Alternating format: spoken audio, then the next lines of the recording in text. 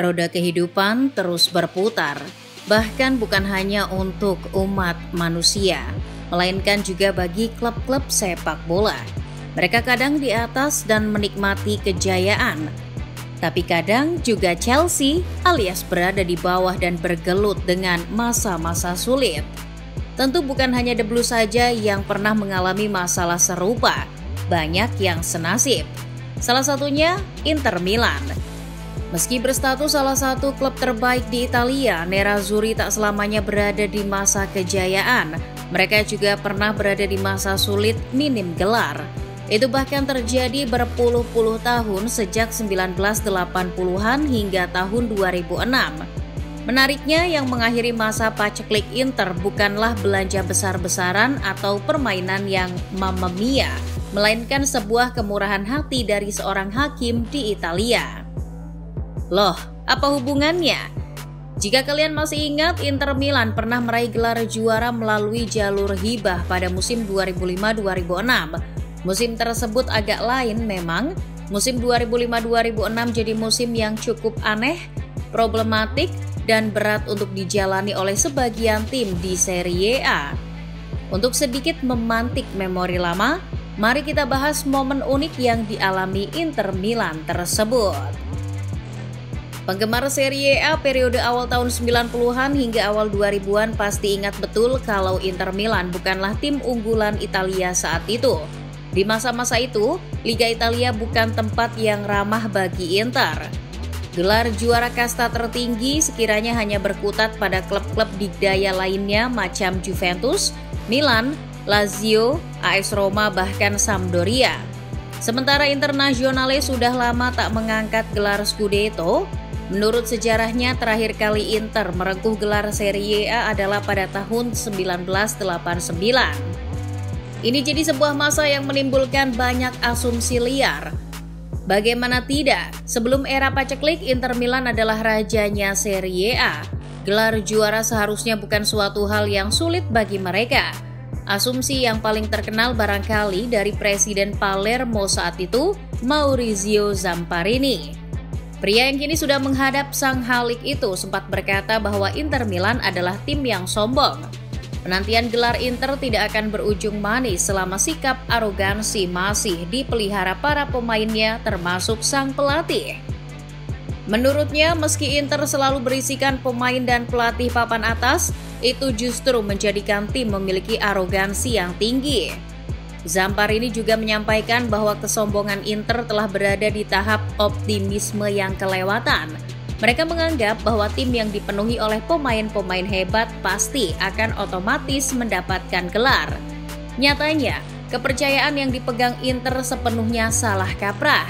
Inter tetap kalah saing dengan Juventus dan rival sekotanya Il Diavolo Rosso. Sedangkan menurut beberapa legenda seperti Javier Zanetti dan Ronaldo Nazario beda lagi. Di era 90-an, Inter Milan sebetulnya bukan tim yang lemah. Itu dibuktikan dengan beberapa kali menjuarai Europa League, tepatnya pada musim 1990-91, 1993-94, dan 1997-98. Menurut Ronaldo, lawan Inter bukanlah rival sekota atau tim kuat lainnya, tapi mereka berjuang melawan sistem yang korup. Zanetti pun demikian. Inter Milan padahal sudah membangun tim yang sangat kokoh di mana para pemain telah mencapai chemistry yang membuat mereka merasa seperti bagian dari keluarga yang dicintai semua orang. Kami sudah memberikan yang terbaik di setiap pertandingan, tapi tak membuahkan hasil, ujar Zanetti dikutip Sempre Inter. Beberapa pemangku kepentingan seperti tak membiarkan Inter untuk menjuarai Serie A. Demi satu tujuan, yakni merebut kembali tahta Serie A, Inter Milan pun terus berbenah setiap musimnya. Awal tahun 2000-an jadi yang paling masif, bongkar pasang pemain dan pergantian kursi kepelatihan pun tak terelakkan. Entah berapa ratus juta euro yang sudah dihabiskan oleh Massimo Moratti dan kolega saat itu. Setelah berpisah dengan Luigi Simoni tahun 1998, tercatat Inter telah beberapa kali mengganti pelatih. Nama-nama yang dipilih pun bukan sembarangan, mereka punya nama besar di dunia kepelatihan. Sebut saja seperti Roy Hodgson, Hector Cooper, Marco Tardelli, hingga Marcelo Lippi. Di sektor pemain pun banyak yang berdatangan. Sebut saja Francesco Toldo, Marco Materazzi, Hernan Crespo, Fabio Cannavaro, Dejan Stankovic, hingga salah satu talenta terbaik yang dimiliki Brazil kala itu, Adriano. Semua cara telah dicoba, tapi Inter tak kunjung menemukan ramuan terbaik untuk menggulingkan Milan dan Juventus. Lagi dan lagi si ular besar gagal menjuarai Serie A. Tak heran publik Inter Milan kian merindukan gelar tersebut, apalagi mereka sudah tak tahan menjadi bahan olok-olok mengingat rival sekota mereka, yakni AC Milan tak henti-hentinya meraih gelar. Musim 2005-2006 barulah Inter kembali meraih gelar Serie A, namun dengan cara yang cukup aneh. Gelar tersebut dianggap bukan hasil jerih payah mereka sendiri. Mengapa demikian? Seperti yang sudah disampaikan, tahun-tahun tersebut jadi momen yang berat bagi sepak bola Italia. Persepak bolaan negeri Menara Pisa tak bisa terhindar dari aib yang diciptakan oleh Juventus. Ya, apalagi kalau bukan kasus Calciopoli. Saking besarnya skandal pengaturan skor ini, kegembiraan timnas Italia yang merengkuh trofi Piala Dunia 2006 pun sampai terpinggirkan. Jutaan pasang mata lebih berfokus pada kasus ini. Bagaimana tidak, skandal pengaturan skor sepak bola Italia itu melibatkan banyak pihak termasuk klub-klub papan atas. Sebetulnya Federasi Sepak Bola Italia (FIGC) sudah mencium bau busuk Calciopoli sejak tahun 2004. FIGC menemukan tanda-tanda kasus ini melalui ketidaksengajaan. Awalnya, federasi hanya melakukan penyelidikan soal kasus doping yang saat itu juga jadi salah satu masalah bagi sepak bola Italia. Namun, sepandai-pandainya Juve menyembunyikan bangkai, pasti baunya akan tercium juga.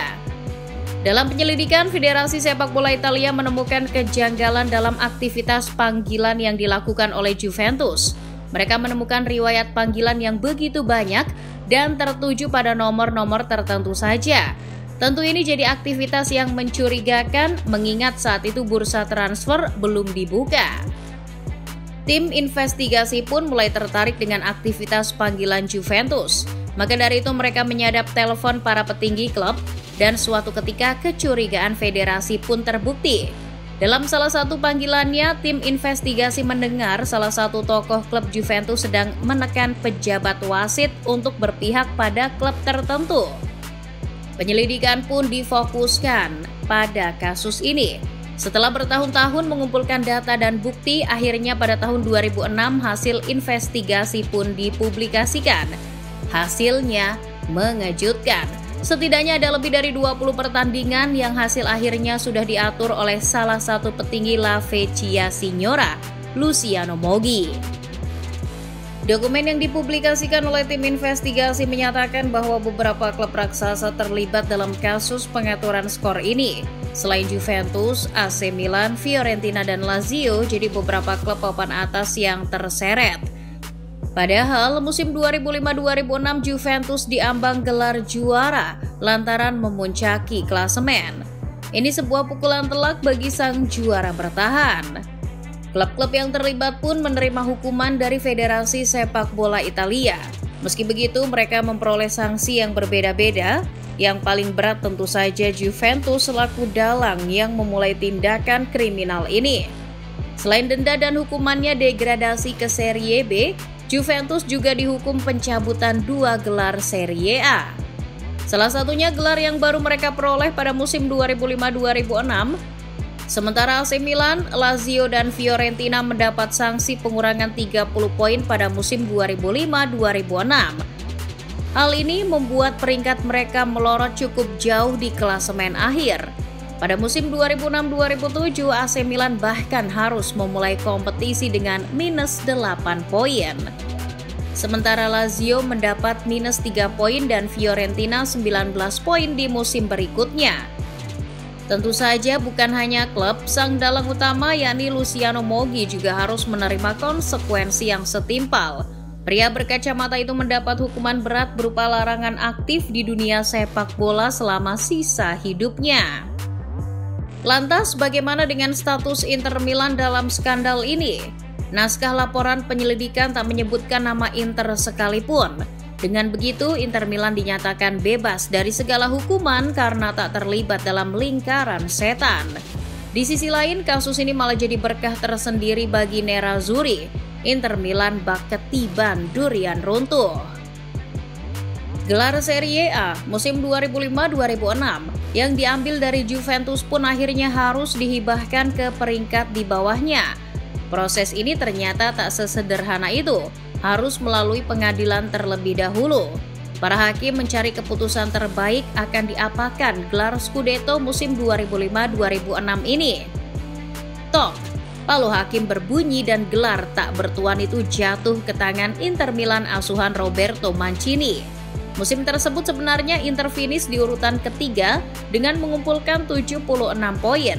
Namun karena AC Milan yang berada di peringkat kedua juga terlibat dan harus mengalami pengurangan poin, maka gelarnya pun diberikan pada Inter. Sayangnya keputusan pengadilan ini tak menyenangkan semua pihak. Pelatih Juventus kala itu Fabio Capello jadi salah satu yang menentang putusan pengadilan. Menurutnya Inter tak berhak mendapat hibahan gelar tersebut. Capello merasa hakim yang bertugas menangani Calciopoli yakni Guido Rossi terlalu terburu-buru memutuskan.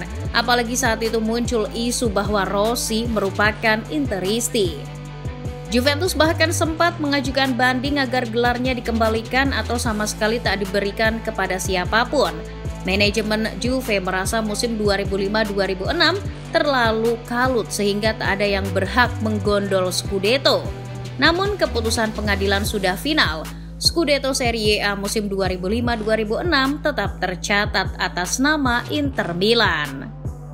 Setelah penantian panjang hampir 15 tahun, akhirnya Inter Milan buka puasa gelar Serie A. Gelar jatuh dari langit Inter mau tidak mau harus diakui.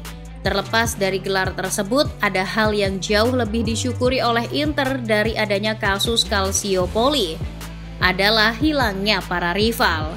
Ya, dengan Juventus yang berada di kasta kedua dan AC Milan yang memulai musim 2006-2007 dengan poin minus, praktis Inter tak ada lawan. Inter asuhan Roberto Mancini memanfaatkan momentum ini dengan baik. Mancini membawa Inter tampil konsisten di musim 2006-2007. Inter Milan yang kala itu dihuni Julio Cesar, Javier Zanetti, Esteban Cambiaso, hingga Adriano membuktikan diri bahwa mereka memang layak meraih gelar. Tampil tanpa lawan, Inter keluar sebagai kampiun Serie A musim tersebut. Dahsyatnya Inter di Serie A terus berlanjut hingga 3 musim ke depan. Setelah meraih Scudetto selama 4 musim beruntun, puncaknya adalah musim 2009-2010. Di bawah kendali Jose Mourinho, La Beneamata menjadi klub Italia pertama yang merengkuh treble winner. Dalam hal ini, roda kehidupan Inter akhirnya kembali berputar. Mereka seperti bertukar nasib dengan Juve dan mendominasi Italia.